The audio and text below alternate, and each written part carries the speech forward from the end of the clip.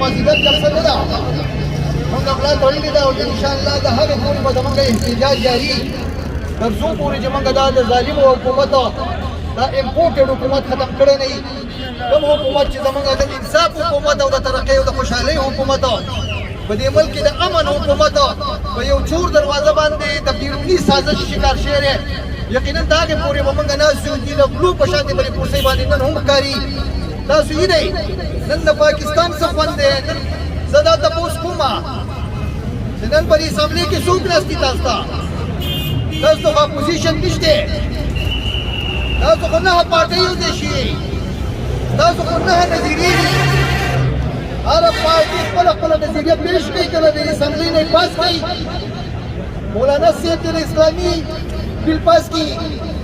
بل دی د خاورې او د اختیار بل پاس کوي بل دی د بل څه بل پاس کوي د هغو چې کومه نظریه ده په کوم نظریه باندې ستاسو نه ووټ غواړي نن خو د دې لاس آزاد دی او توره یې تېره ده افسوس خبره دا ده چې دوی په دې اسامبلې کې ولې خاموشه ناست دي هغوی له چل نه ورځي هغوی ته موږ څنګه راغلي او خوب ویني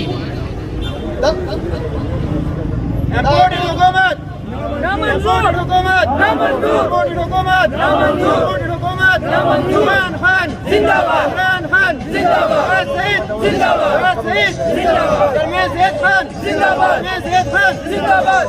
نن هغه صرف په یوه نظریه راغلي دي په یوه خبره چې هغه خپل کیسونه معاف کړي هغه خپلې غلاګانې پټې کړي د دې لپاره راغلي چې هغه نن غړي ناستې ځان صفا کوي نو زه ورته دا خبره کوم چې د پاکستان تحریک انصاف پسې ورکر دی خو خدای یقین وکړه چې ته په کوم طرف باندې ځې په سیند ته ته تللی نه شې او په ایرپورټ رانه ته ورتلی نه شې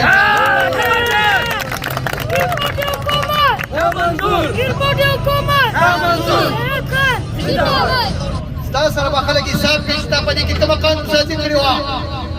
دا په دې شپږ میاشتې کې په پنځه میاشتې کې د قوم د خیر ښېګڼې څه کار کړی دی تا په نیمګاهي کې څومره کمې راوستی دی تا په امن کې څومره اضافه کړې ده د دې به موږ ستا نه حساب کتاب کوو دا زموږ حکومت ختم کړی دی د دې به یو حساب انشاءالله موږ ته کوې وایي توره قلم یې مه چېړه پښېمانه به شي